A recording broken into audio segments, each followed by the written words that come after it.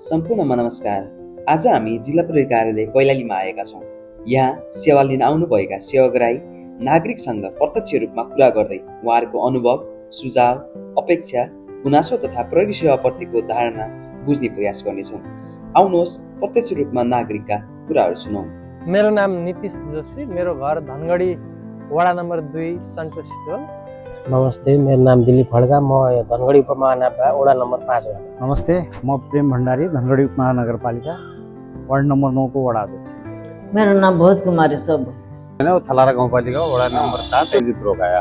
यहाँ आएपछि प्रहरीबाट पाउनुभएको व्यवहार हजुरलाई कस्तो लाग्यो? एकदमै राम्रो। उहाँहरूले हामी जस्तो युथहरूलाई, युवाहरूलाई एकदमै राम्रो व्यवहार गरेर राख्नु भएको छ। एकदमै स्विट व्यवहार छ र एकदम कटिसीका साथ उहाँहरूले हामीसँग गरेको व्यवहार यो साँच्चै भन्ने हो भने विगतका केही वर्षहरूमा जुन ड्रास्टिक चेन्ज आएको छ प्रहरीको व्यवहार युवाहरूप्रति, यो साँच्चै प्रशंसनीय छ।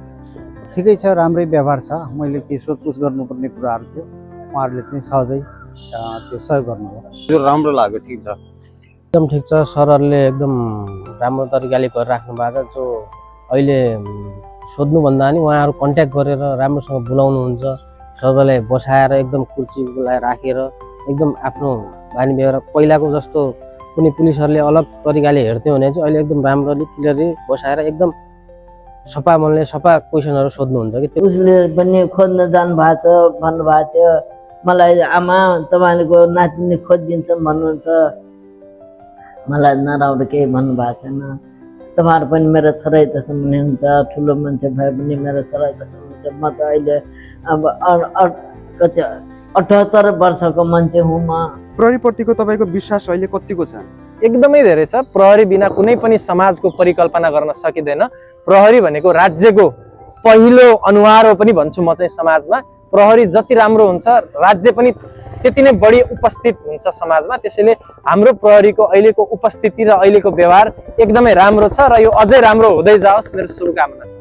अब पहिला चाहिँ फोन गर्दाखेरि चाहिँ तपाईँलाई कुनै ठाउँमा 5 मिनट, 1 घन्टा, आधा घन्टा लाग्थ्यो भने अहिले तपाईँको एनी एक्सनमा तपाईँको 10 मिनटमा पुगेर तपाईँको एक्लै मात्र होइन, आजभोलि त एउटा गाडी, एउटा भ्यान समेत धेरै ठाउँमा पुग्ने गरेको छ। म एकदम खुसी छु यो कुरा।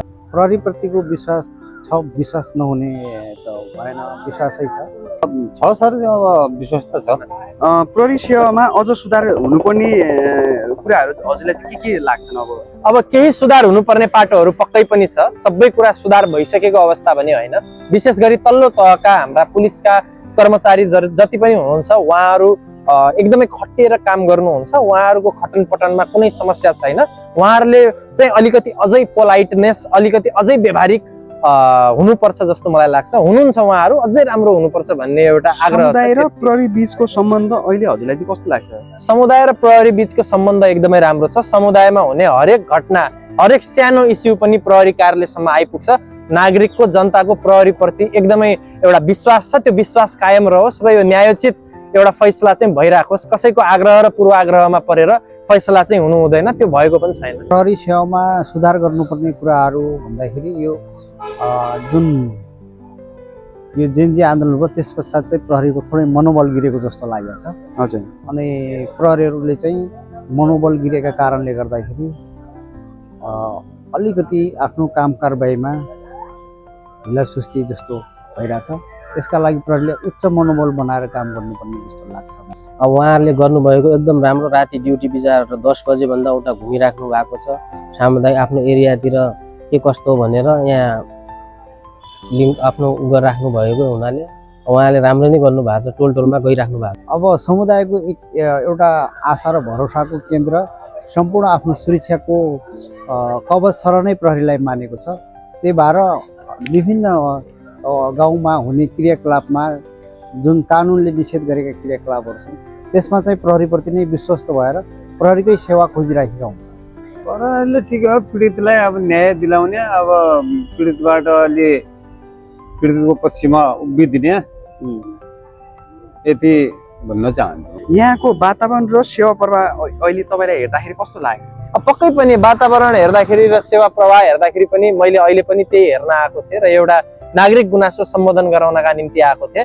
हरेक कार्यालयमा, हरेक क्षेत्रमा एकदमै विज्ञ हाम्रो पुलिस अफिसरहरू हुनुहुन्छ, उहाँहरूले एकदम राम्रो तरिकाले मेहनत गरेर काम गरिराख्नु भएको छ, यो प्रशंसनीय पनि छ। यहाँको वातावरण सेवा प्रवाह अहिले राम्रो भएको छ। यहाँ आउँदाखेरि अब स्वच्छ एकदम भने नि त, मैले त्यहाँ बसाएर एकदम राम्रोसँग राखेर कुर्सीमा राखेर अहिले चाहिँ एकदम टेबल सेबुल राखेर एकदम राम्रोसँग सोधिराख्नुहुन्छ, त्यो चाहिँ खुसी लाग्छ।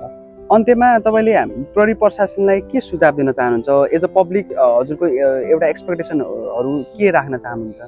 पब्लिक एउटा ओभरभ्यूबाट, पब्लिकको नजरियाबाट मैले प्रहरी प्रशासनलाई आग्रह गर्न चाहेको कुरा, मेरो एक्सपेक्टेसन चाहिँ अझै पनि के हो भने अझै पनि हाम्रो प्रहरी कार्यालय अझै युवा मैत्री बनोस्, युवा मैत्री बनेको छ, अझै धेरै युवा मैत्री बनोस्, त्यसका निम्ति शुभकामना। र नागरिक अझै तल्लो तहको नागरिक जो एकदमै ग्राउन्ड लेभलमा छ, जो एकदमै विपन्न छ, जो सर्वहारा छ, उनीहरूसम्म पनि प्रहरीको सेवा पुगोस्, उनीहरूले पनि अझै ढुक्क भएर प्रहरीसँग आफ्ना कुराहरू भन्न पाउन्, कुनै पनि तरिकाको अपराधीले चाहिँ कुनै पनि तरिकाले कसैमाथि पनि शोषण गर्न नपाओस्, कुनै पनि अपराधीहरू उन्मुक्ति नहोस्। लोकल लेभलमा, सानो ग्रास लेभलमा विपन्न एकदमै सर्वहारा समाज जहाँ एकदमै एजुकेसनको कमी छ, ती ठाउँहरूमा पनि प्रहरीको उपस्थिति अझै बाक्लियोस्, उनीहरूले प्रहरीलाई आफूले भोगेको दमन अझै खुलेर भन्न पाउन् र प्रहरीले कुनै पनि आग्रह र पूर्वाग्रहमा नपरी न्यायोचित फैसला अझै गर्दै जाओस्, यति नै मेरो शुभकामना छ। एकदम राम्रो गरिराख्नु भएको छ। अहिले एकदम सिभिल फोर्स एकदम अनेक कुराहरू फोर्सहरू आओस् भन्ने म पनि चाहन्छु। प्रहरी प्रशासनभित्र पनि अब सबै प्रहरी एकै किसिमका हुँदैनन्, त्यसमा केही सुधारहरू गर्नुपर्ने देखेको छौँ। जस्तो अलि परिपक्व भएको प्रहरीभित्र कमै देखिन्छन्, अलि युवा समुदायहरू छन्।